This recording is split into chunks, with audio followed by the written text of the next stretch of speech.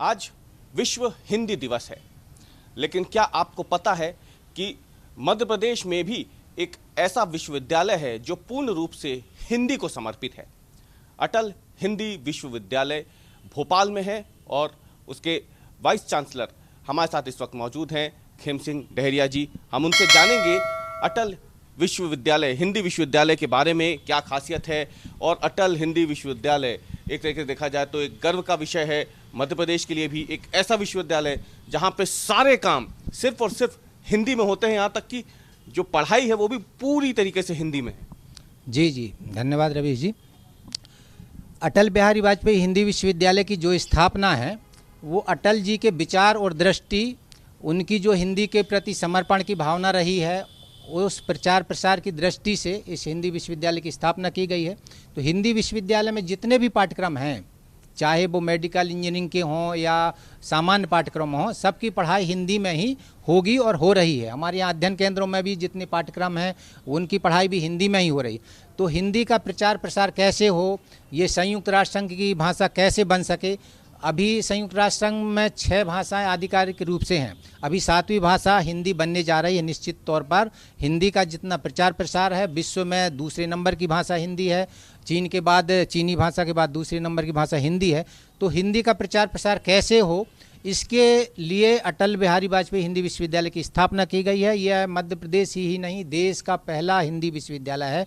वर्धा में भी एक अंतर्राष्ट्रीय विश्वविद्यालय की स्थापना की गई है जिसमें भारतीय भाषाओं का भी अध्ययन होता है, परंतु यहाँ सिर्फ हिंदी में अध्ययन अध्यापन होता है। चाहे मेडिकल हो, इंजीनियरिंग से लेकर के कोई भी विधाओं का जो पाठ्यक्रम है वो हिंदी में ही उसको पढ़ाया जाएगा। तो हिंदी में पढ़ाने के लिए, और यहाँ पे हिंदी में जितनी भी गतिविधियाँ होती हैं, जैसे अटल प्रवाह है, अटल संवाद है, ऐसी जो पत्रिकाएं से लेकर के जितना भी जो कुछ कार्यवृत्त है सब हिंदी में ही होता है।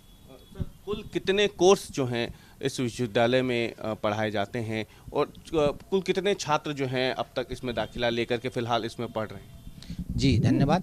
अभी 105 पाठ्यक्रम के लगभग हमारे विश्वविद्यालय में है। 200 के करीब थे, परंतु किन्हीं कारणों से छात्र संख्या कम होने के कारण और नियमित नियुक्तियां शिक्षकों की नहीं होने के कारण कुछ समस्या आई, तो कुछ पाठ्यक्रमों को बंद करना पड़ा है। परंतु अभी जो 115 के आसपास जो पाठ्यक्रम चल रहे हैं वो हिंदी में ही उनका अध्ययन अध्यापन हो रहा है। और जो नियुक्तियां हैं तो कुछ आरक्षण और कुछ तकनीकी कारणों से नहीं हो पाई हैं, परंतु हम उसमें प्रयास कर रहे हैं और बहुत जल्दी ही उसका विज्ञापन करने जा रहे हैं।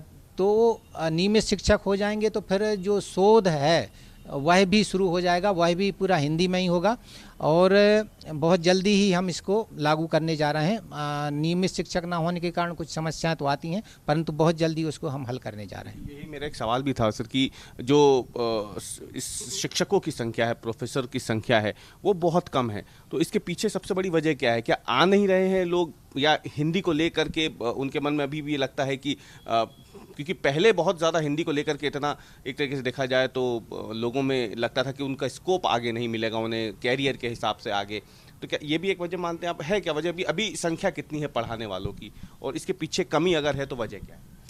देखिए, अभी तो हम देखते हैं कि हमारे जितने भी पाठ्यक्रम चल रहे हैं तो सब में, जैसे शिक्षा संकाय है उसमें 4 प्राध्यापक हैं और भी योग विभाग है उसमें भी पर्याप्त शिक्षक हैं। कई विषय में 1-1, 2-2 प्राध्यापक हैं, परंतु यह संविदा के आधार पर हैं। अभी जब नियमित शिक्षक हो जाएंगे तो और उसमें वृद्धि भी पाठ्यक्रमों में होगी और शिक्षकों की वृद्धि भी हो जाएगी और शोध की दिशा भी उसमें तय होगी।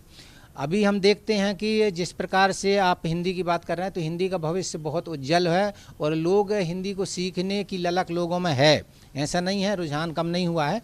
परंतु अभी हमारे यहाँ 650 के आसपास छात्र हैं यूटीडी में, जो विश्वविद्यालय केंद्र है जहाँ पर, और अध्ययन केंद्रों की बात करें तो 3500 के आसपास से छात्र हैं जो सिर्फ हिंदी में अध्ययन और अध्यापन कर रहे हैं, शिक्षक भी और छात्र भी। तो हिंदी का भविष्य उज्ज्वल है और संयुक्त राष्ट्र संघ की भाषा बनेगी ऐसे मुझे उम्मीद है। और माननीय प्रधानमंत्री जी के कार्यकाल में मुझे लगता है राष्ट्रभाषा की दर्जा भी इसको मिलेगा, हिंदी को भी। एक अंतिम सवाल, एक बड़ा महत्वपूर्ण इंजीनियरिंग का कोर्स था जो देश में पहली बार हिंदी में, पूरी तरीके से हिंदी में पढ़ाने के लिए यहाँ शुरू किया गया था अटल हिंदी विश्वविद्यालय में, लेकिन उसे बंद कर दिया गया, क्या वजह रही?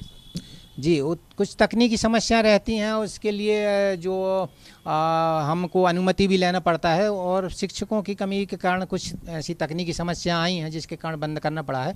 परंतु हम बहुत जल्दी ही, हमारे विश्वविद्यालय में अभी 50 एकड़ में विश्वविद्यालय की स्थापना हुई है। अभी 51 एकड़ के आसपास लगी हुई भूमि है विश्वविद्यालय से, तो वो भी हम मध्य प्रदेश सरकार से बात कर रहे हैं, पत्र भी लिखे उसके लिए। वो ज़मीन जल्दी ही मिल जाएगी, तो हम मेडिकल और इंजीनियरिंग दोनों ही, भले किसी अनुमति लेना पड़े या कुछ भी करना पड़े, उसके लिए बहुत जल्दी ही हम वो पाठ्यक्रम को लागू करने जा रहे हैं। छात्र भी बहुत कम संख्या में आए थे, ना के बराबर आए थे इंजीनियरिंग में, ये भी एक बड़ी वजह थी। हाँ, ये क्या है, तकनीकी समस्याएं हैं कि अनुमति लेना पड़ता है, मेडिकल जो साइंस है, तो उसके कारण से भी कुछ चीज़ें हैं। और शिक्षकों की कमी ये मुख्य कारण उसमें रहा है। जब शिक्षक नहीं रहेंगे तो छात्रों में थोड़ा सा असमंजस की बात रहती है। तो जब नियमित नियुक्तियां हो जाएंगी तो छात्र संख्या भी बढ़ेगी, और हम उस अब प्रचार प्रसार भी कर रहे हैं। हमारे जो शिक्षक हैं, टोली गांव-गांव में भी जा रही है, कुछ होर्डिंग के माध्यम से भी, और समाचार पत्रों में भी हम विज्ञापन दे रहे हैं, और एमपी ऑनलाइन जो उच्च शिक्षा का जो पोर्टल है उसमें भी जुड़ रहे हैं। तो ऐसे प्रचार प्रसार के माध्यम से कोशिश कर रहे हैं कि छात्र संख्या बढ़े।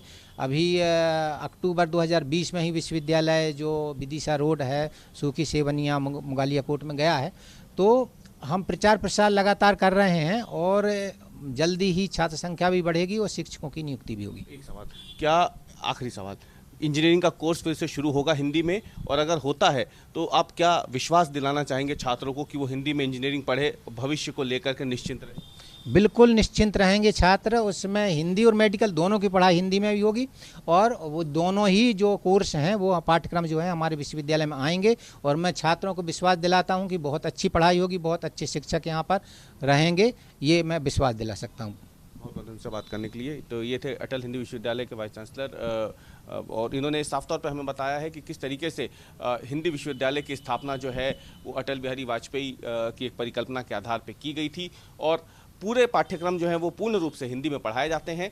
कुछ समस्याएं हैं तकनीकी, जिन्हें जल्द दूर कर लिया जाएगा, और हिंदी का नाम एक बार फिर से पूरे विश्व में रोशन होगा, जिसमें अटल हिंदी विश्वविद्यालय की एक तरीके से देखा जाए तो एक बड़ी भूमिका रहने जा रही है।